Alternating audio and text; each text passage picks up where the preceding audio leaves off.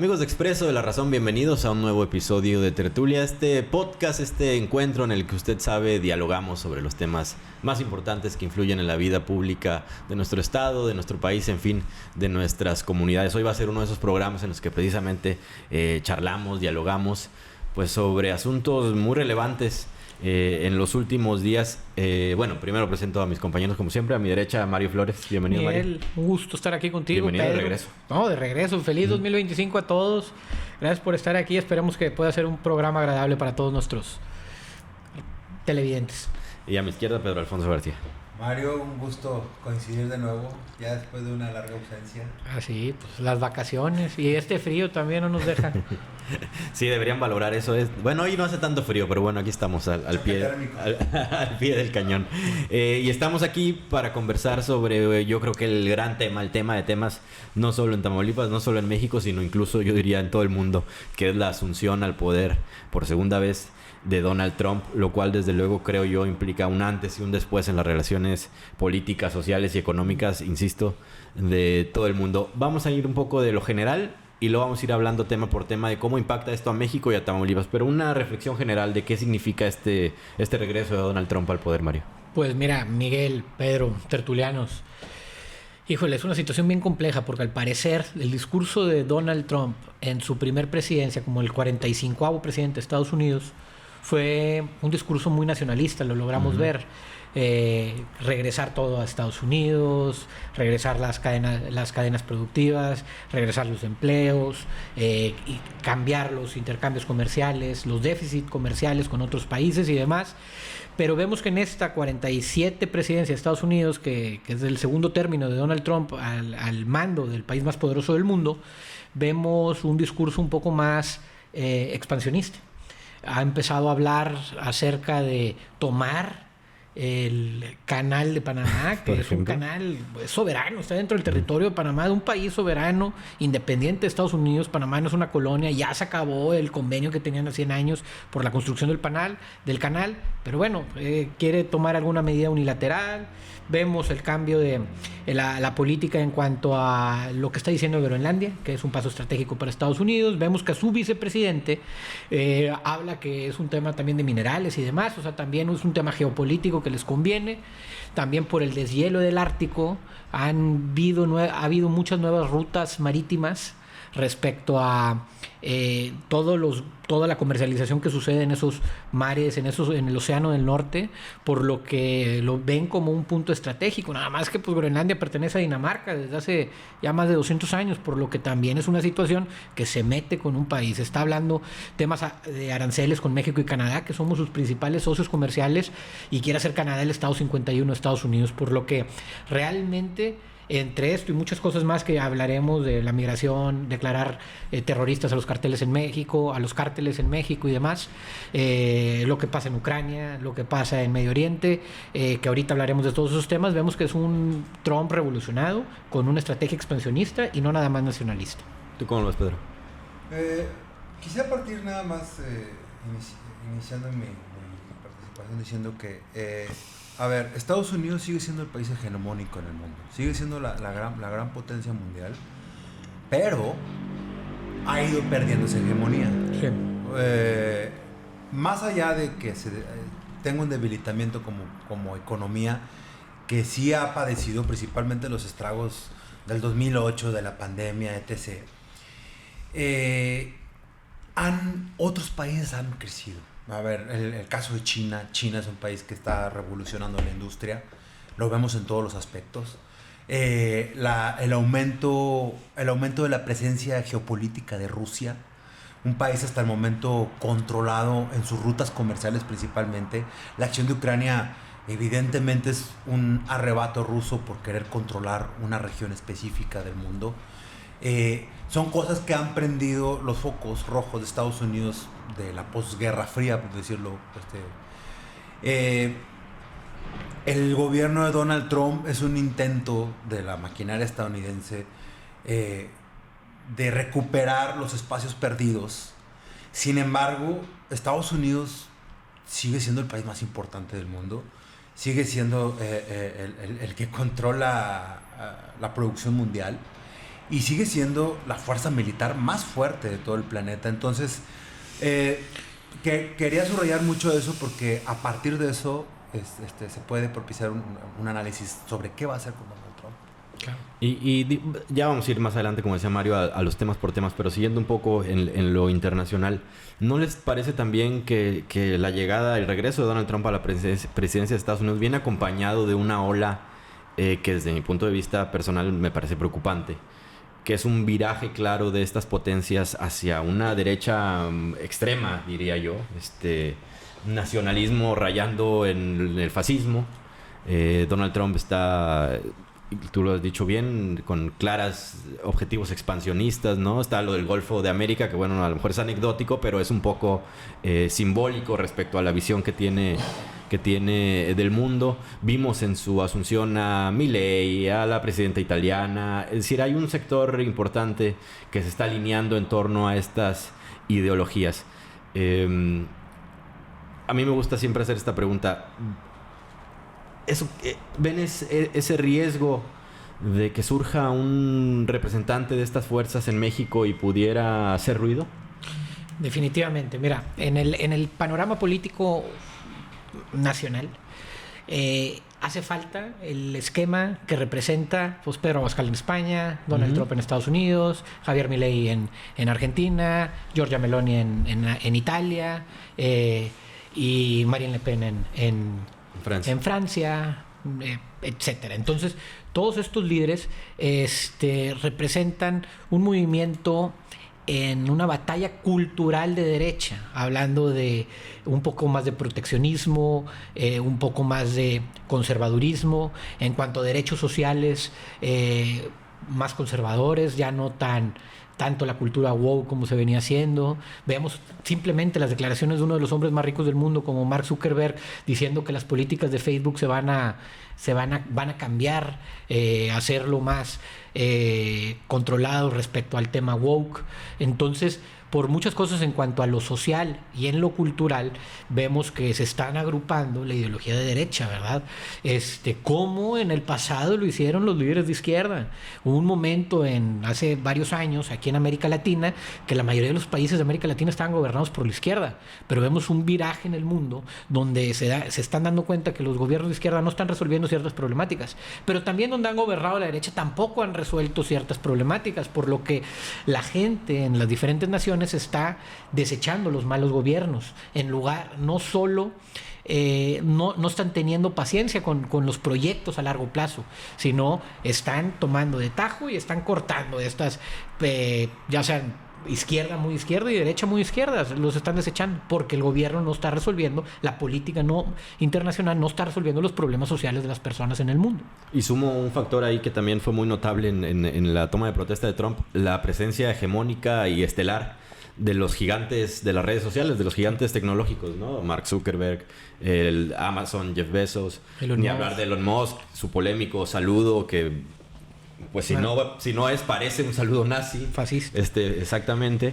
Es decir, también parece que este mundo tecnológico se está alineando hacia ese lado, ¿lo creen? Evidentemente, y quisiera hacer también una observación de lo que está pasando actualmente en el mundo.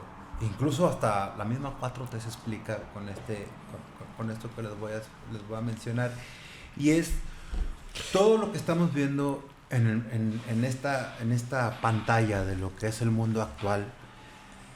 Es una consecuencia del modelo neoliberal que empezó a consolidarse y aplicarse después de la década de los 90. Los 90 fue cuando empezó a aplicarse. Y todo este mundo que vemos actualmente es una consecuencia. ¿Cuáles eran de los principales, las principales ideas del neoliberalismo? Además de un mercado que se autorregulaba, solo era la desaparición de los estados-naciones.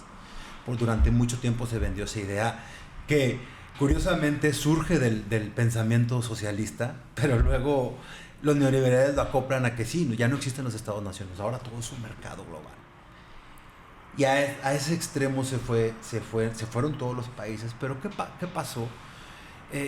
Las viejas estructuras del pasado chocaron con las nuevas que implementó el neoliberalismo y empezaron a chocar dos mundos. Y eso es lo que vemos actualmente. A ver, Estados Unidos, Donald Trump. es un presidente que viene directamente ¿de dónde? La iniciativa privada. De la iniciativa privada, del mercado. La maquinaria neoliberal que inició Estados Unidos en todo el mundo, que lo vemos por ejemplo con las cadenas de comida, con la minería, con la producción hasta de algunos productos de consumo humano que ahora actualmente los vemos ya nocivos. Eso era el neoliberalismo. Todo era generar ganancias y prácticamente desaparecer lo que era el concepto de comunidad en muchas partes del mundo para acoplarlo a un modelo de mercado. Entonces, ¿qué está pasando en el mundo? Una lucha directa entre el Estado y el mercado. Lo vemos en Estados Unidos con Donald Trump y los demócratas de un Estado que trata de regular Donald Trump, de un mercado que trata de regular el mismo Estado. El exceso que vemos actualmente es una figura como la de Elon Musk, pero lo podemos ver por ejemplo con el libertarismo económico de Javier Milei. Javier Milei yo creo que es el exceso más fuerte que pueda haber de este extremo del pensamiento derivado del neoliberalismo, pero también lo vimos con Bolsonaro, y en el caso del proteccionismo del Estado lo hemos visto en varias fases en Latinoamérica. La primera se dio con la primera incursión de Lula da Silva, Pepe Mujica en Uruguay, Correa en Ecuador, Evo Morales, Colombia, los Kirchner en Argentina. Los Kirchner. Y Latinoamérica es un caso muy peculiar Ortega, porque ha sido la zona en la que más se ha dado este conflicto entre Estado y mercado. Lo vimos también en México. En el México de los 90 se dio un conflicto entre mercado y Estado que derivó crisis, y después se vinieron a años de gobierno en los que se empezaron a romper las estructuras que se habían quedado del priismo, entre esas las del Estado protector, y provocaron crisis como la inseguridad que actualmente sigue padeciendo el país. Y por eso se vence ese modelo. Se venció con Peña Nieto y lo inició Andrés Manuel López Obrador, y sigue con la continuidad de Claudia Sheinbaum, que todavía se está asentando. Vamos a ver en un futuro cómo termina esto. Y con esto termino diciendo el tema de que en México sí existe un gran, no riesgo, yo puedo decir como un escenario en el que pueda crecer más adelante una figura de derecha. ¿Cuándo va a pasar esto? Cuando se empieza a agotar el modelo de la 4T y ya empieza a tener sus primeras fisuras con un aspecto. Morena inició como un todo, un aglutinamiento de todas las corrientes. Sí. Esas corrientes están empezando a colapsar. Mira, yo concuerdo totalmente, Pedro. Ahí veo algo claro de lo que está pasando en el mundo, en México, ¿verdad? Yo creo que un gobierno no se puede sostener en el poder, un proyecto político no se puede sostener en el poder mientras no haya dinero que repartir, dinero que alcance, la economía no sea a la alza, ¿verdad? Si bien, como dices, el neoliberalismo fue el que instauró el mundo en el que vivimos hoy, paradójicamente China le ganó a Estados Unidos en el globalismo. En 2001, China representaba, el Producto Interno Bruto de China representaba alrededor del 4% del Producto Interno Bruto mundial. Hoy representa el 17% del Producto Interno Bruto mundial, 17, 18 por ahí. Estados Unidos, si bien en 2001 representaba el 32% del Producto Interno Mundial, solo Estados Unidos, hoy representa el 26%. Eso quiere decir que en este siglo, China ha crecido 4 veces más de lo que valía a nivel mundial su Producto Interno Bruto, y Estados Unidos ha reducido, sigue estando por encima, pero hoy por hoy 27%, 26%, el Producto Interno Bruto de Estados Unidos versus 18% el de China, sigue siendo más grande la representatividad económica en el mundo de Estados Unidos que de China. Vemos cómo China va a la alza y va creciendo cada año. Simplemente en este periodo ha crecido alrededor del 1200% ha sido su crecimiento del PIB. Estados Unidos alrededor del 120%, o sea, en una orden de 10 veces menor ha sido el crecimiento. Por lo que la gran amenaza que hoy tiene Estados Unidos en la guerra comercial es China y nadie más. Lo que ha pasado aquí en México, y creo que será algo sustancial para el proyecto de Morena en el gobierno y la visión de los que están con Morena es si llega a alcanzar el dinero para poder seguir haciendo los programas que quieren hacer. Recordemos que siempre que gobierna un modelo de izquierda, se enfocan un poco más en la redistribución del ingreso. Y cuando gobierna un modelo de derecha se enfocan más en el proceso de creación de riqueza. Tienen pros y contras unos y otros. Sin embargo, ¿qué pros tiene el crecimiento? Pues los modelos de derecha pues son crecimiento de Producto Interno Bruto, generación de empleo y demás. Pero muchas veces esa generación de empleo y crecimiento no está bien pagado, no está bien remunerado para los creadores de riqueza, que son los ciudadanos, los colaboradores, los trabajadores, la fuerza productiva, la fuerza laboral. Por lo que la gran riqueza se queda en pocas manos, hay poco dinero que redistribuir, es dinero generado pero mal pagado, y eso genera a su vez descontento, y por eso se vuelven a ver proyectos de izquierda desde la base de las democracias en Occidente. Entonces, cuando ya gobierna un modelo de izquierda que se enfoca más en la redistribución del ingreso, pues empieza a redistribuir hasta el momento en el que no hay dinero que redistribuir. Para este momento, la derecha tiene que tener un mejor proyecto de generación y creación de riqueza, por lo que se vuelve hacia ese proyecto cuando no alcance el dinero que redistribuir. En este 2025 ya empieza a pasar esas fisuras en México. Simplemente, en el año pasado, en 2024, el déficit fiscal en México fue del 6% del Producto Interno Bruto. Este año, el déficit ronda el 3.5, 3.6, 3.7%, y estimados del Banco de México indican que vamos a crecer entre el 2 y 3%, cuando las proyecciones de las calificadoras dicen que vamos a crecer entre el 1 y el 1.2%, por lo que a lo mejor el déficit fiscal en 2025 va a ser más grande todavía que el del 2024. Por eso vemos que ya empiezan a crearse esas fisuras. Probablemente en los años posteriores va a ser más difícil alcanzar el crecimiento, que se completen el dinero para los programas sociales, porque también vemos que el gobierno de Claudia Sheinbaum, de la presidenta, cada vez ha generado nuevos programas sociales, no nada más se están quedando con los de López Obrador. Este año ya la pensión de los adultos mayores no alcanzó al crecimiento por encima de la inflación. No hubo el recurso para tal. Entonces sí vemos que puede ser más complicado para México en el futuro, aunque hay grandes proyectos que a lo mejor pueden revertir esta situación, que ahorita hablaremos de ellos, como el Istmo de Tehuantepec, Pedro sabe más que yo de ese tema. Pues ahí está exactamente los retos para México, y precisamente me gustaría ir ya aterrizando en lo local. Va en lo nacional, pero yo hacía un recuento de los anuncios que hizo Trump en el primer día, y la verdad es que muchos de ellos tienen mucha incidencia en Tamaulipas, quizás uno de los estados con mayor incidencia de todas las decisiones que ha venido tomando Trump en el primer día de su administración. Me gustaría empezar por el tema de la migración, que ha sido el gran tema de campaña de Donald Trump. Lo fue en su primera presidencia, lo ha sido en esta, y bueno, una de esas primeras determinaciones fue ordenar estas redadas masivas para hacer deportaciones extensivas. Hasta donde entiendo, por lo que hemos visto, todavía no inician del todo estas redadas. Canceló el famoso programa de citas que se llevaba a cabo. Tan solo en la frontera de Tamaulipas había casi 3,000 migrantes con una cita programada que de un día para otro pues se quedaron sin esa posibilidad. Entonces están en una especie de limbo legal ahí, estacionados en municipios de Tamaulipas. Y aparte, Tamaulipas se está preparando para una llegada masiva, ya le digo, de mexicanos repatriados desde los Estados Unidos.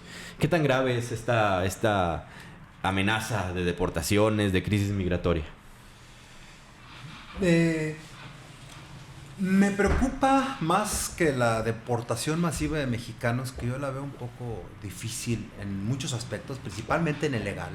Va a haber demandas que le van a ser muy costosas para el gobierno de Estados Unidos. Me preocupa más la retención. Me preocupa más la contención. Ese fue el problema en la primera gestión de Donald Trump, y me atrevo a decir que va a ser el futuro problema, y repercute directamente, yo lo mencioné en tertulias anteriores, repercute directamente a Tamaulipas por su condición natural de frontera. Las presiones del gobierno de Trump probablemente sean para la frontera sur, pero como bien lo acabas de mencionar, Miguel, este tipo de acciones lo único que va a provocar son llegadas masivas de inmigrantes ante el riesgo de que se cierre la frontera o ante las constantes batallas legales que se llegan a dar de las cortes, hay que hacer una revisión de todas las batallas legales que se dieron de derechos como el del DACA, por ejemplo, que una corte lo prohibía, otra corte lo volvía a aprobar, y eso que generaba en cada aprobación o prohibición una oleada de inmigrantes que se quedan en las fronteras, en la frontera sur de México y en la frontera norte de México, y que representan un grave riesgo en muchos aspectos, pero principalmente en materia de derechos humanos, que repercute directamente al gobierno mexicano. Lo vimos aquí en Tamaulipas, por ejemplo, con el caso de Camargo, lo hemos visto en otras situaciones, y yo creo que ese sería el problema más importante. Obviamente las deportaciones de mexicanos podrían darse, pero yo soy muy escéptico en ese tema. En cuanto a la crisis humanitaria, el tema de la migración es un tema grave, ¿verdad? Viniendo para acá veía una nota en la que decían que por decreto presidencial se autorizó Donald Trump que se van a buscar migrantes ilegales en Estados Unidos, en escuelas, en iglesias y en cualquier lugar donde se puedan esconder, por lo que sí creo que puede ser una situación algo complicada. Yo creo que el problema más grande que vamos a tener en México respecto a las decisiones que tome un gobierno tan visceral como el de Donald Trump en Estados Unidos, y escogiendo en puestos clave a personas que tienen una visión algo radical, se podría decir, va a ser el tema económico, realmente. O sea, sí. ¿Cómo va a impactar? Nada más, vean este dato. Del 100% de las exportaciones mexicanas, el 80% de ese 100% va a Estados Unidos. Y de importaciones, ese 80%, que es del 80% de las exportaciones, representan, o sea, de aquí para allá, representan solo el 16% de las importaciones de Estados Unidos. Por lo que en una batalla comercial, el peso de la economía de México versus Estados Unidos va a hacer que no podamos soportar una guerra de aranceles entre ambos países. Realmente las cadenas productivas todas tienden a subir de precio mucho. Ahora, esas decisiones que está tomando Trump, por ejemplo, ya firmó una orden presidencial donde dice que se salen de la Organización Mundial de Salud. Otra en la que se salen del Acuerdo de París. Esto es importantísimo porque el Acuerdo de París ponía multas a las empresas y a los gobiernos que contaminaran de más. Era un acuerdo, pues, para no tener tanto combustible fósiles fósiles contaminantes y no renovables. Pero dice, nos vamos a salir y vamos a usar el gas y el petróleo americano, que somos el país con más gas y petróleo. Han recaudado mucho, pues estuvieron en Afganistán, recordemos, han estado en Irak, han estado en los lugares más donde ha habido más petróleo, ¿verdad? Y también en Estados Unidos está lleno de petróleo, Texas lleno de petróleo, el Golfo de México, de Estados Unidos, no sé cuál es, el Golfo de América.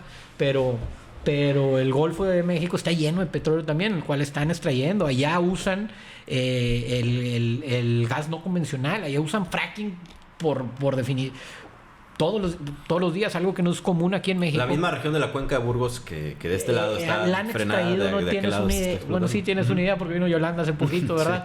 Sí.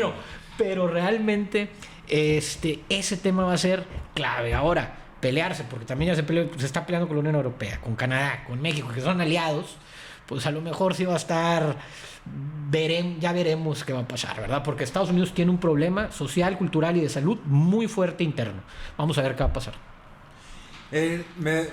Mencionando el tema del Golfo, y yo lo mencioné previamente, Mario, es evidente que al gobierno estadounidense le preocupa mucho el control de las rutas comerciales. Y lo vemos mencionando el tema de Groenlandia, que sí hay recursos naturales muy fuertes, pero también es un área estratégica, es una ruta estratégica con el Mar del Norte. La apropiación que ha anunciado frecuentemente del Canal de Panamá, que cualquier persona que al menos ha leído las noticias al respecto se da cuenta de la grave crisis que tiene el Canal de Panamá en el cruce de grandes embarcaciones por un problema natural, por un problema de agua, de sequía. Y ahora su curiosidad por renombrar el Golfo de México por el Golfo de América es ante la preocupación, la consternación que tienen en Estados Unidos de que México tiene un proyecto, pero independientemente del proyecto ya pasó de manera natural, que México se ha convertido en el nuevo Canal de Panamá. El istmo de Tehuantepec, la costa del Pacífico y su conexión cada vez más desarrollada con el norte, noreste del país, la parte con Tamaulipas, es la parte con más puentes, ha despertado la preocupación porque el gobierno de López Obrador, a la sombra de sus megaproyectos como fue el AIFA, Dos Bocas, no hizo mucho ruido con el tema del istmo de Tehuantepec, y es un corredor industrial que se ha hecho naturalmente desde inició anteriormente, pero en el gobierno de Andrés Manuel lo impulsaron mucho. Ya se están dando beneficios fiscales, por ejemplo, a las empresas que se quieran mudar de otra parte a zonas como Tabasco, por ejemplo.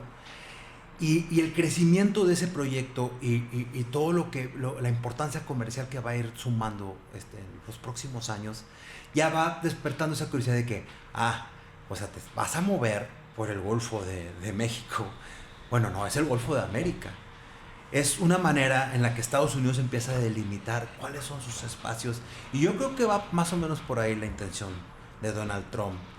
Al final, como lo mencionas, Mario, no termina de ser como es su origen, su formación, un tema empresarial, un tema de negocios. Ahí en cuanto al Golfo de América y Golfo de México, pues a ver, ¿cómo le decimos al río que está aquí en la frontera? Río Bravo, ¿verdad? Sí, pero además cruzando le dices Río Grande. Llámenle como quieran llamarle, ¿verdad? ¿Qué es lo que va a pasar? Es lo que va a pasar. Ahora, como dijo la presidenta Claudia Sheinbaum en alguna mañanera hace días, que llámenle como quieran, en su litoral, que son 200 kilómetros de la frontera de Estados Unidos, pues, llámenle Golfo de América, ¿verdad? Pero pues realmente tienes razón lo que dice Pedro, empezar a hacer en el imaginario colectivo de las personas, delimitando las rutas que son de América. Ahora, ya mencionaste a Claudia, la mencionamos ya varias veces. Precisamente con este tema del Golfo de México y el Golfo de América, creo que fue la primera vez que salió a responderle muy directamente a Trump. Ahí un poco en plan chistoso, incluso diría yo que se burló de Donald Trump con su respuesta. Así lo retomaron los medios americanos, hicieron mucho énfasis en la respuesta de Claudia. Hubo quien dijo, uy, no debería haberse enganchado con Trump. Hubo quien le aplaudió esta respuesta. ¿Cuál debe ser la posición del gobierno mexicano, del Estado mexicano quizás, respecto a un gobierno tan polémico como va a ser el de Trump? Pues mira, desde mi punto de vista, la presidenta Claudia es una política, Trump es un empresario. Entonces, las formas políticas las debe de manejar mejor el gobierno de México que el gobierno de Estados Unidos. Por los posicionamientos de Trump te das cuenta que son totalmente unilaterales, ¿verdad? A lo mejor son pensados en un grupo. Ocurrencias. O ocurrencias, pero sí vemos más estructura política en el gobierno de México, que los conservadores que está viendo en el poder en Estados Unidos en las diferentes posiciones. Realmente, mira, se ha escuchado hablar de dos grupos cerca de Trump. Un ala más pensante, un ala más académica, un ala que busca más pues algún desarrollo, crecimiento económico y demás, y un ala totalmente proteccionista, radical, nacionalista, que quiere que todo sea America First, primero América, Make America Great Again y demás. Entonces, esperemos que los que están un poquito más del lado de la ciencia y la academia estén un poco más cerca del centro del poder de Donald Trump. Al parecer también hay una lucha dentro del gobierno de Estados Unidos por el control de lo que se le llama el Deep State, el Estado profundo, que dicen que son los que controlan el mundo por debajo del agua. Leí un libro hace tiempo de Noam Chomsky que se trata sobre el imperio, Estados Unidos, imperio expansionista, no me acuerdo cómo se llama, pero está bien interesante cómo marca un filósofo lingüista, profesor de la Universidad de MIT o de Harvard, no me acuerdo en qué es profesor ahorita, porque ya estaba en los dos, las estrategias geopolíticas para mover a Estados Unidos y controlar el mundo, ¿verdad? Cómo han controlado desde países como Kosovo hasta pues, las diferentes guerras en Medio Oriente y demás, y cómo han ido el tema de los tratados, la situación con Rusia. Vaya, lo que está pasando en el mundo es una reconfiguración interesantísima en materia geopolítica. Va a cambiar considerablemente el mundo que vivimos para el 2028 cuando salga Donald Trump, y veamos cómo los nacionalismos se van a apropiar de muchas naciones poderosas en el mundo. Yo contrastaría el conflicto entre Claudia Sheinbaum y Donald Trump, entre una persona con evidentes prácticas populistas como lo es Donald Trump. Al final de cuentas no deja de manejar un discurso populista de derecha, lo podrán decir, pero al final es populista. Y en el tema de Claudia Sheinbaum me podría referir a ella como una tecnócrata, podamos decirlo de tenis y pantalón de mezclilla, pero al final es un estilo de tecnocracia.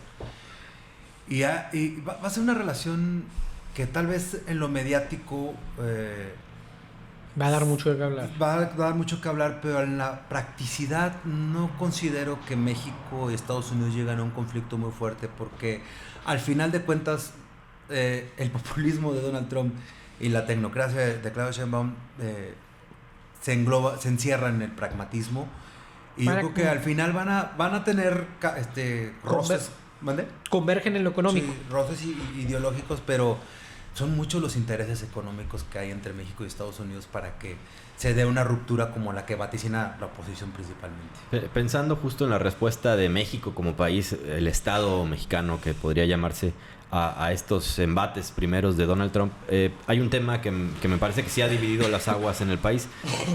A diferencia del tema de la migración, que bueno, creo que genera cierto consenso incluso entre oposición y oficialismo, el tema de la declaratoria de los grupos criminales como grupos terroristas, que bueno, tiene una implicación, creo yo, que sí tiene que ver con la soberanía de un país. Es decir, sí es un tema que tiene que discutirse, más allá de que uno pueda pensar que pudiera resultar efectivo que vengan fuerzas especiales yanquis a desactivar grupos criminales mexicanos. Pues sí, evidentemente hay un tema relacionado con la soberanía que tiene que ponerse sobre la mesa y tiene que discutirse. Hemos visto a la oposición aplaudiendo esta decisión, apoyándola, pidiendo incluso abiertamente que vengan fuerzas militares americanas a México, y evidentemente la posición del oficialismo es contraria. ¿Cuál es su opinión al respecto? Gravísima, Miguel, Pedro. Gravísima Miren, es que lo que trasciende que haya nombrado a los cárteles mexicanos como terroristas desde el gobierno de Estados Unidos, haya nombrado, es porque en Estados Unidos tienen una doctrina que se llama la doctrina Monroe, que es la forma en cómo hace la política exterior de Estados Unidos, pues, para expansión y colonialismo, y hay muchos asegúnes de por qué sucede esto. Sin embargo, al nombrar terroristas a los cárteles mexicanos, de acuerdo a esa doctrina del país más poderoso del mundo, con la milicia más grande del mundo, tienen la facultad de entrar unilateralmente, sin sin de un gobierno extranjero libre y soberano de otro país, velándolos por los intereses de Estados Unidos. Por lo que el que haya pasado esto, pues en traducción, las Fuerzas Armadas de Estados Unidos pueden entrar cualquier día a México. Si México reclama ante el derecho internacional, la Corte Penal Internacional y demás, no hay manera, ni desde la ONU, ni desde ninguna parte, ni desde ningún tipo de acuerdo, ni parlamento que los pueda frenar. Pueden hacer lo que quieran, pueden meterse con sus militares, con fuerzas especiales y demás. Que lo han hecho en otros países. Que lo han hecho en otros países, de acuerdo a la doctrina Monroe.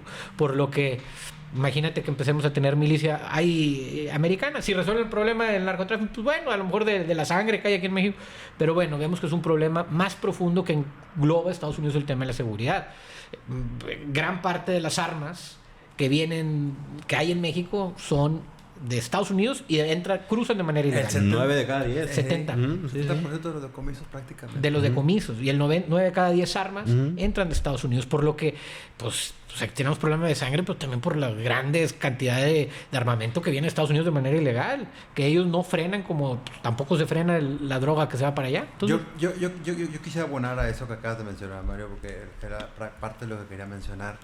Pero nosotros como país, por el constante debate ideológico que se ha dado entre lo que queda de la oposición, que es más que nada un grupo de poder que ya no lo tiene y sigue dando patadas de ahogado con el poder en turno, pero como país no hemos visto lo que se han visto en otras partes del mundo, y es lo histórico que representa la demanda que llevó a cabo en tribunales estadounidenses el gobierno mexicano en contra de las empresas que fabrican armas de Estados Unidos. Y ganó México.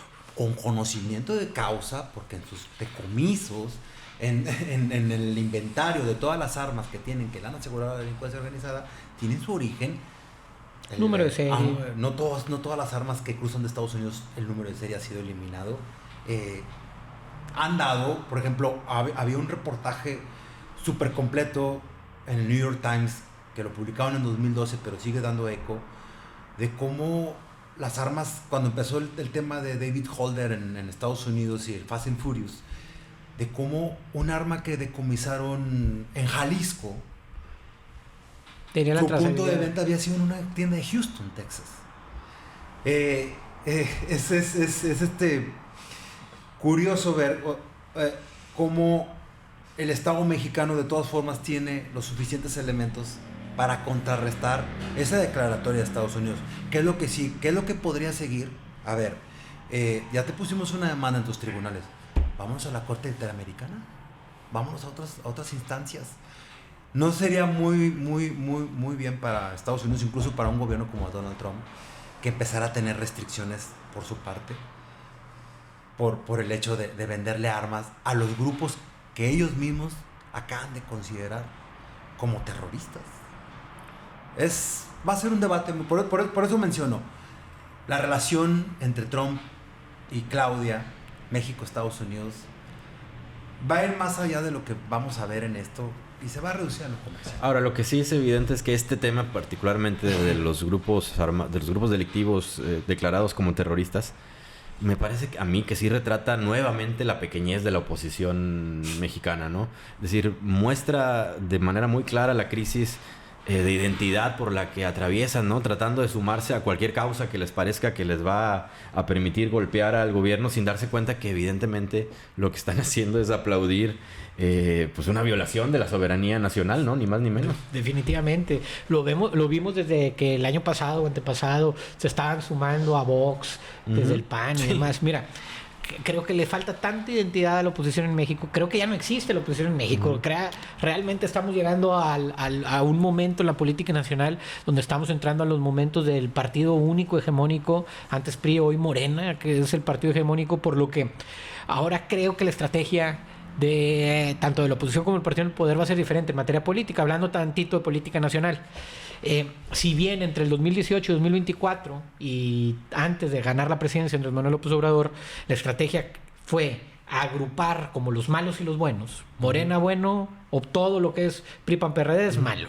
Entonces, ahora considero que va a ser como el PRI, PAN, ya no se pueden reinventar y ya no hay manera.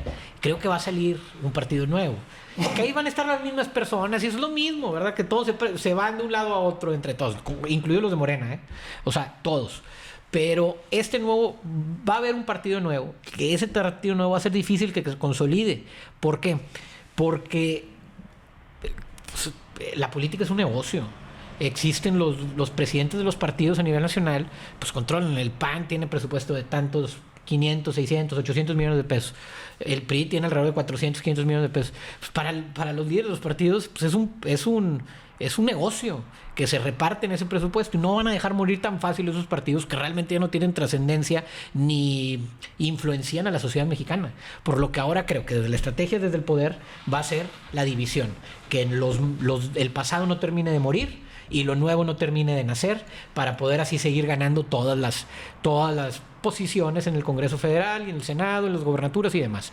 Y por parte de la oposición veo muy difícil que se agrupen. Hoy sí hay que agruparse, pero en una nueva configuración política en la cual ya no sean los mismos representantes, los mismos siglas del pasado, aunque sean las mismas personas, porque sabemos que así es la política nacional, pero al ser un negocio no los veo que vaya a pasar eso, por lo que todavía veo un tiempo en el que esté el partido de poder en el poder, hasta que nazca este nuevo nacionalismo, que Salinas Pliego vemos que se está empezando a mover y demás.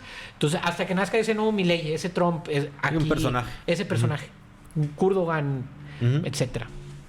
Yo quisiera referirme a la oposición con un anecdotario de la historia reciente del país, y fue un enfrentamiento que se registró allá por 2012 entre la entrenada Policía Federal de Felipe Calderón, que tanto anunció con bombo y platillo, que después le hizo eco con el panismo aquí en Tamaulipas, pero que fue un proyecto de policía unificadora.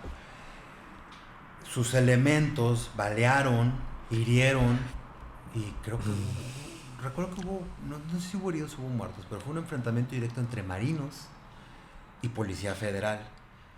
¿A quiénes estaban escoltando esos marinos en la región de Tres Marías, allá en el centro del país? Estaban escoltando a elementos de la DEA, y se platica que hasta de la CIA, que estaban operando sin permiso dentro del territorio nacional. Sí. Esa anécdota solamente quisiera mencionarla para hacer un retrato de lo que es la oposición, que ahorita ya no está. Sí. Y a cada quien saque sus deducciones. Muy bien, compañeros, pues no sé si quieran agregar algo. Creo que agotamos los temas relacionados con Trump. Los básicos, evidentemente hay mucha tela de dónde cortar y seguramente seguirá habiendo información. Me parece a mí muy relevante la manera en la que van a reaccionar el gobierno federal, el gobierno de Tamaulipas, los gobiernos municipales de la frontera, por ejemplo, respecto a todas estas pequeñas amenazas que representan las políticas públicas de Donald Trump. Gracias, Mario. Miguel, muchas gracias. Todos los que nos están viendo. Pedro, un gusto verte, y esperemos que este año tengamos mucho más tertulias. Así va a ser. Gracias, y Mario, ya no te pierdas. No me pierdo. Y gracias a ustedes, como siempre. Nos vemos muy pronto.